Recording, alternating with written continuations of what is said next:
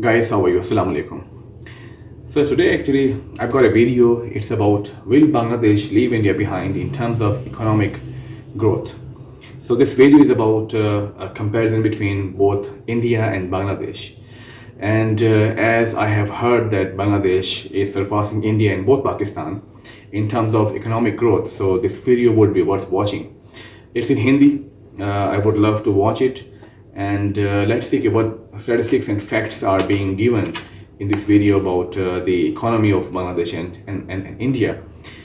And so let's watch this and let's see that what's happening between in these both countries and how they are just like racing for their economic prosperity. So here we go.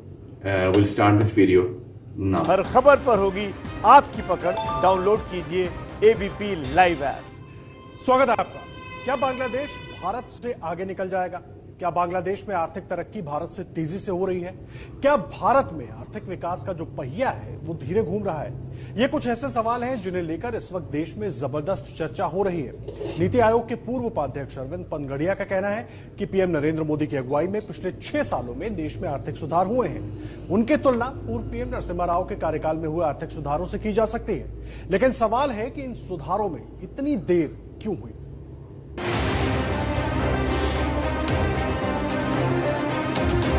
किसी भी देश की इच्छा क्या रहती है? विकास करना हो, क्या इकोनॉमिकल सिस्टम हमारी साउंड हो, सरप्लस बजट हो, एक्सपोर्ट अच्छा हो, पर कैपिटा इनकम ठीक हो, इंफ्रास्ट्रक्चर में बिजली पानी सड़क मिल रहा है, ये इसी के आसपास होता है। ये बाय एंड लार्ज हर जगह पे सुनने को मिलता है।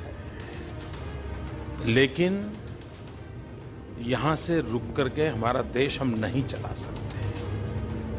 ये अनिवार्य होने के बाद भी 2 कदम और आगे चलने का निर्णय अभी से करना है। प्रधानमंत्री नरेंद्र मोदी ने ये बात 1 मार्च 2014 को कही थी, जब वो प्रधानमंत्री पद के उम्मीदवार थे। 2 कदम और आगे चलने का निर्णय अभी से करना है। उनकी बातों से साफ था कि प्रधानमंत्री बनने के बाद वो देश में बड़े सुधार लाना चाहते हैं। इस बात को अब 6.5 साल से ज्यादा हो गए हैं। सवाल है कि क्या पीएम मोदी ऐसा कर पाए हैं? इस बहस में पक्ष और विपक्ष दोनों तरफ लोग हैं। इनमें से एक हैं नीति आयोग के पूर्व उपाध्यक्ष और कोलंबिया यूनिवर्सिटी के प्रोफेसर अरविंद पनगड़िया। पनगड़िया का मानना है कि इस साल के मानसून सत्र के बाद पीएम मोदी ने ये पूरी तरह साबित कर दिया है कि वो देश में बड़े सुधार लाने वाले प्रधानमंत्रियों में से एक हैं।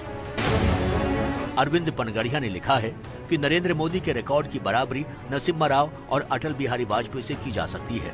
मनमोहन सिंह के 10 साल के कार्यकाल से तो वो एक बड़े अंतर से आगे निकल चुके हैं। मोदी ने जो किया है वो खासतौर पर प्रभावशाली लगने लगता है जब हम इस तथ्य को ध्यान में रखते हैं कि उन्होंने जो सुधार किए हैं वो राजनीतिक रूप से पूर्ववर्ती सरकारों की तरफ से लागू किए गए सुधारों की तुलना में कहीं अधिक विवादास्पद है। उनके कुछ बड़े सुधारों की जरूरत लगभग 2 दशकों से महसूस हो रही थी, लेकिन सभी पूर्ववर्ती सरकारों ने उन्हें इस बहाने से दरकिनार कर दिया था कि उनके लिए कोई आम सहमति नहीं थी। प्रधानमंत्री नरेंद्र मोदी के लिए आर्थिक सुधार के बड़े फैसले लेना अपेक्षाकृत इसलिए भी आसान था क्योंकि उन्हें जो चुनावी बहुमत मिला वो बीते 30 सालों में किसी भी नेता को हासिल नहीं हो सका। प्रधानमंत्री ने कई बड़े सुधारों के फैसले लिए भी, लेकिन इस बात को लेकर भी सवाल उठते रहे कि आर्थिक विकास की रफ्तार तेज नहीं हो पाई। पूर्व वित्त मंत्री और कांग्रेस नेता पी चिदम्बरम का मानना है कि बिना विकास के आर्थिक सुधारों का कोई मतलब नहीं है। उनका कहना है कि मेरे विचार में पीएम मोदी एक सतर्क नेता हैं जो घोर पूंजीवादी के प्रति एक मजबूत पूर्वाग्रह रखते हैं। वो पर्याप्त एकाधिकार का समर्थन करते हैं। अगर वो वास्तविक साहसिक सुधार करना चाहते हैं वो ऐसा कर सकते हैं क्योंकि उनके पास लोकसभा में पूर्ण बहुमत है, जो नरसिम्हा राव और मनमोहन सिंह के पास नहीं था। तो उन चीजों की लिस्ट बनाई जा सकती है, लेकिन आर्थिक सुधारों का सबसे बड़ा टेस्ट यही है कि क्या ये सुधार देश की विकास दर को बढ़ा सकते हैं या नहीं। इस मानक के हिसाब से मनमोहन सिंह बहुत बड़े सुधारक थे, इसलिए मोदी अपने आप को बड़े आर्थिक सुधारकों की लिस्ट में शामिल करने से पहले विकास दर को आगे बढ़ाएं। मोदी के आर्थिक सुधारों के दावे पर सवाल इसलिए उठ रहे हैं क्योंकि हाल ही में IMF यानी अंतर्राष्ट्रीय मुद्रा कोष के अनुमान के मुताबिक 2020 में एक औसत बांग्लादेशी नागरिक की प्रति व्यक्ति आय एक औसत भारतीय नागरिक की प्रति व्यक्ति आय से ज्यादा होगी। IMF के मुताबिक साल 2020 में बांग्लादेश की प्रति व्यक्ति GDP 4% बढ़कर $1,888 होने की उम्मीद है, जबकि भारत की प्रति व्यक्ति GDP 10.3% घटकर $1,877 रहने की उम्मीद है, जो पिछले 4 वर्षों में सबसे कम है। IMF ने अनुमान जताया है कि इस साल भारत की GDP में 10.3% की गिरावट आ सकती है।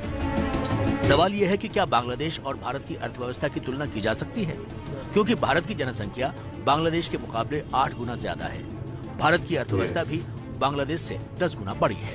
इंडिया और बांग्लादेश को हम एक पैरामीटर पे तो कंपैरिजन कुछ हद तक जायज बनता है। वो पैरामीटर ये है कि वो हमारे नेबर हैं, बॉर्डर हम उनके साथ शेयर करते हैं, लेकिन कुछ और पैरामीटर्स देखे जाएं तो उनकी पॉपुलेशन हमारे मुकाबले में बहुत कम है। हमारी इकोनॉमी तो आजकल या तो 5th लार्जेस्ट या 6th लार्जेस्ट इकोनॉमी है।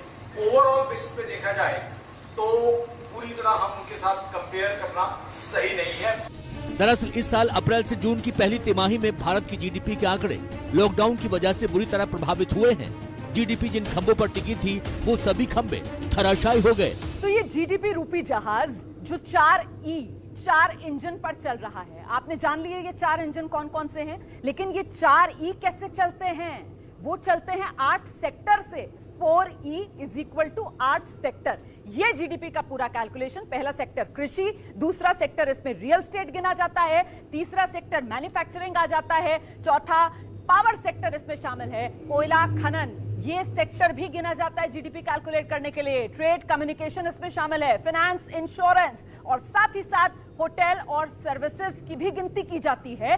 जब आप GDP के इन 4 इंजन को चलाने के लिए इस GDP रूपी जहाज को ऊपर आसमान में लेकर चलते हैं, उड़ान भरते हैं। तो देखिए, आपको समझाने के लिए, ग्राफिकल रिप्रेजेंटेशन के लिए मैं इस GDP का ये जो जहाज है इसके कॉकपिट में पहुंच गई हूं और साल दर साल इसका हाल क्या हुआ है जरा ये समझिए।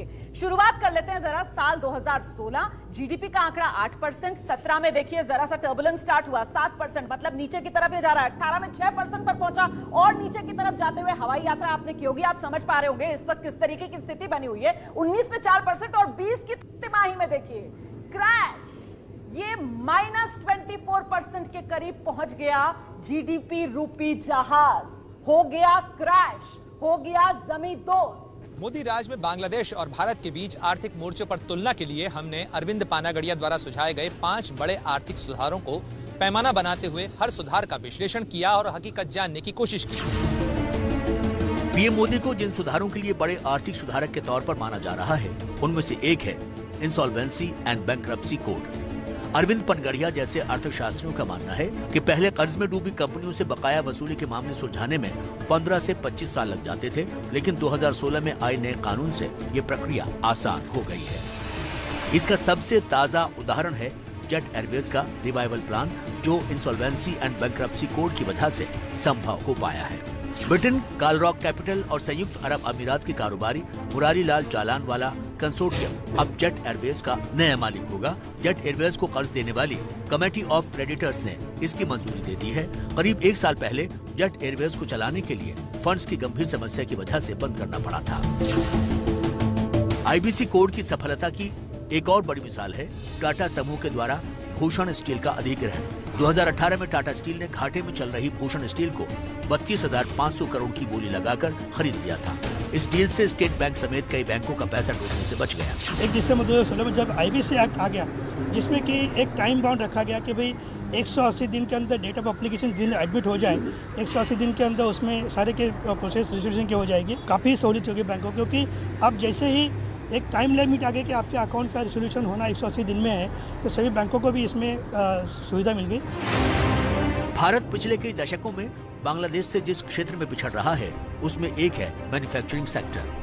पाकिस्तान से अलग होने से बांग्लादेश को अपनी आर्थिक और राजनीतिक पहचान को अलग बनाने के लिए काफी मेहनत करनी पड़ी है। इसमें लेबर लॉज यानी श्रम कानून की बड़ी भूमिका है। इसके अलावा उन्होंने अर्थव्यवस्था में तेजी से महिलाओं को शामिल किया।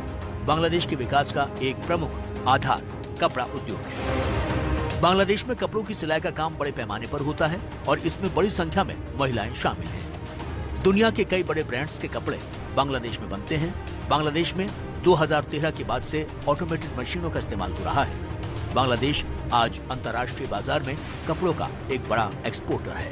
बांग्लादेश का जो ग्रोथ मॉडल है उसको एनालाइज किया जाना चाहिए। भारत में मैन्युफैक्चरिंग को लेके काफी अच्छी पॉलिसीज और प्लान बनाए हैं। हमें उनका इम्प्लीमेंटेशन जो है बहुत बढ़िया तरीके से करना होगा। हर मिनिस्ट्री, हर डिपार्टमेंट, हर ऑफिस जो भी कनेक्टेड है इकोनॉमी के साथ, मैन्युफैक्चरिंग की ग्रोथ के साथ, उनको टाइम बाउंड टारगेट देने चाहिए। मोदी सरकार ने भी अब उद्योग को बढ़ाने के लिए श्रम कानून में बदलाव किया है। जो सुधार पिछले 30 सालों से नहीं हो पाए थे, उन्हें श्रम कानून में बदलाव कर लागू करने की कोशिश की जा रही है। नए कानून के मुताबिक अब 300 से कम मजदूरों से कम वाले फैक्ट्री मालिक अपनी जरूरत के हिसाब से मजदूरों की संख्या को कम या ज्यादा कर सकते हैं। इसके अलावा महिलाओं के नाइट शिफ्ट में काम करने और मजदूरों के काम करने के घंटों में भी लचीलापन रखा गया है। ये हिस्टोरिकल डिसीजन होगा क्योंकि ये सब लोगों को साथ में लेके चलने वाला डिसीजन है। सिर्फ लेबर ही नहीं, कॉन्ट्रैक्टर ही नहीं, कंपनियां नहीं, तो इंडस्ट्री को भी उन्होंने उतना ही महत्व दिया है। इसके लिए ये 100% एक सबका साथ सबका विकास जिसको कहते हैं, वो एक रिफॉर्म में मैं समझता हूँ कि यस, ये बहुत हिस्टोरिकल रिफॉर्मिस्ट है। ये है मध्य प्रदेश के होशंगाबाद में खेती करने वाले किसान संतोष यादव। संतोष मंझले किसान की श्रेणी में आते हैं। संतोष का कहना है कि उनकी फसल की ज्यादातर कमाई बिचौलियों की जेब में चली जाती है, जिससे उनकी कमाई बहुत कम होती है। लेकिन अब कृषि कानूनों में बदलाव की वजह से किसानों को दूसरे राज्य में फसल बेचने की इजाजत मिल गई है। संतोष को लगता है कि नए कानून से उन्हें ज्यादा लाभ मिल सकेगा। किसान बिल जो पास किया गवर्नमेंट ने, उससे हम किसानों को काफी फायदा होगा उससे, क्योंकि हमारा जो माल है उसको कहीं भी जहां उचित दाम रहेगा वहां हम बेच सकेंगे। तो इसमें क्या है, व्यापारियों की मनमानी नहीं चल पाएगी इससे, तो किसानों के हित में, काफी हित में है। एसेंशियल कमोडिटीज एक्ट समेत कई कृषि बिलों में बदलाव को लेकर पंजाब से लेकर उत्तर भारत में कई किसानों में रोष भी है। कई किसान इन बदलावों से खुश नहीं है।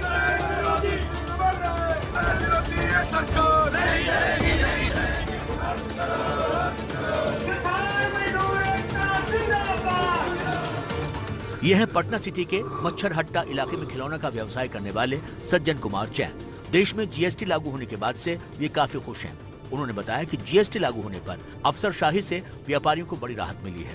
1-2 साल के अंदर जो व्यापार में क्रांति आएगी, पूरा हिंदुस्तान में बहुत बड़ा फर्क पड़ गया। जीएसटी से हम बहुत खुश हैं। सबसे बड़ा ये है कि आज हमको किसी ढंग का दोहन का सामना नहीं करना पड़ता। जब कोई भी नई व्यवस्था इस तरह से इतने बड़े स्तर पे की जाती है और प्रयोग और रिफॉर्म्स लाए जाते हैं, तो उसके शुरू में कुछ अड़चने आती हैं। आपने देखा होगा शुरुआत में जब आया तो क्योंकि बहुत चीजें कंप्यूटर और टेक्नोलॉजी से जुड़ी चीजें थी, उस तरह की समस्याएं हैं। इस तरीके की चीजें धीरे धीरे आपको ऐसा लग रहा है या ऐसा समाज को लग रहा है या सरकार को लग रही, तो उसको धीरे धीरे सुधार वो करती है। ऐसा नहीं है कि कारोबार और उद्योगों के लिए जरूरी सभी बड़े सुधार कर लिए गए हैं। जिन बड़े सुधारों की अब भी जरूरत है उनमें अहम है भूमि अधिग्रहण का मामला। जानकारों का मानना है कि मोदी सरकार भूमि अधिग्रहण के कानून और प्रावधानों में बड़े बदलाव और सुधार करने से परहेज कर रही है। शुरुआत में भूमि अधिग्रहण कानूनों को लेकर बदलाव के कुछ प्रयास जरूर किए गए, लेकिन विरोध के चलते फिलहाल इस मामले को ठंडे बस्ते में ही रखा गया है। अभी मैं समझता हूं अभी रिफॉर्म्स में जो कमी है वो लैंड रिफॉर्म्स अभी और आने बाकी हैं, क्योंकि फैक्ट्री लगेगी कहां, जमीन पर। जब तक लैंड रिफॉर्म नहीं होगी, क्योंकि आपको जब फैक्ट्री लगानी है और लैंड एक्वायर करने की बात आती है, आज आपको हाईवे बनाना हो जो कि देश की उन्नति प्रगति करता है। हाईवे से कितना लाभ होता है अर्थव्यवस्था की दृष्टि में, हम इसको बोलते हैं मल्टीप्लायर इफेक्ट। एक हाईवे बनने से उसका 8 गुना असर होता है। उसके लिए जमीन का अधिग्रहण करने में इतनी कठिनाई आती है। ये है राजकोट के रहने वाले परेश वासाणी। ये राजकोट के इंजीनियरिंग एसोसिएशन के अध्यक्ष हैं। इनका मानना है कि रेलवे जैसे सेक्टर में एफडीआई आने से भारतीय उद्योग को काफी फायदा होगा। मोदी सरकार ने हाल ही में डिफेंस, रेलवे और एयरलाइंस के सेक्टर में विदेशी निवेश को मंजूरी दी है। फॉरेन डायरेक्ट इन्वेस्टमेंट आने से इंडियन इंडस्ट्री को अच्छा बढ़ावा मिलेगा। यहाँ बहुत सारे पार्ट्स बन रहे हैं, auto parts, casting, forging. Defence और रेलवे जैसे सेक्टर में भी फॉरेन डायरेक्ट इन्वेस्टमेंट आने से नए यूनिट लगाए जाएंगे, जिससे कि हम अपनी आपूर्ति डिफेंस वगैरह की यहाँ इंडियन इंडस्ट्री में बन के ही पूरी हो सकती है। मोदी सरकार जिस तरह के आर्थिक सुधार को बढ़ावा दे रही है, उससे माना जा रहा है कि आने वाले समय में आर्थिक तरक्की का रास्ता खुल सकता है। जहां तक विकास में बांग्लादेश से पीछे जाने का डर है, तो जानकार कहते हैं कि ये सिर्फ कुछ समय की बात है। कोरोना की वजह से अर्थव्यवस्था को जो झटका लगा है, वो आने वाले समय में ठीक हो जाएगा। जरूर है कि अगले साल में 2021 में IMF ने भी बताया है कि हमारा जो ग्रोथ है वापस फिर वो रिगेन होगा। 2030 US डॉलर 2030 के आसपास हम वापस अपना जो ग्रोथ है जो 8% से ज्यादा गेन करके हमारा जो पर कैपिटा GDP है 2030 डॉलर के आसपास रहेगा, जबकि बांग्लादेश का उस समय पे 1990 के आसपास रहेगा। तो वापस हम 2021 में रीगेन कर रहे हैं।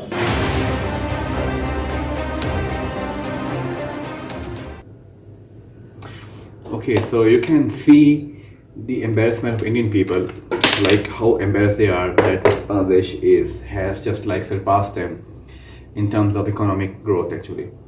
And so there are two factors. The first one is, of course, the Bengali people. They are doing a lot for their economic growth. They have good policies, and all the South Asian countries should follow them. And second thing is like COVID-19. That was a big factor too of the economic recession in India and all like in the whole world actually. But here you can see Indian people how worried they are with their economy, and they are saying again and again that the economy is going down than Bangladesh, so they want to compete, they want to just retake their position. So what can I say actually? It was an eye-opening video, like no Bengali people, how they are challenging their neighbors actually, and how they are just like trying to wake up their neighbors, like guys, please wake up because we are going very fast. So I think so now Pakistan and India, both of the countries, they should think about their economy, because small countries are giving them tough time. So thank you very much, and I enjoyed this video. Even this was much boring about economy, about like business, but commerce, but I enjoyed this video. Thank you very much.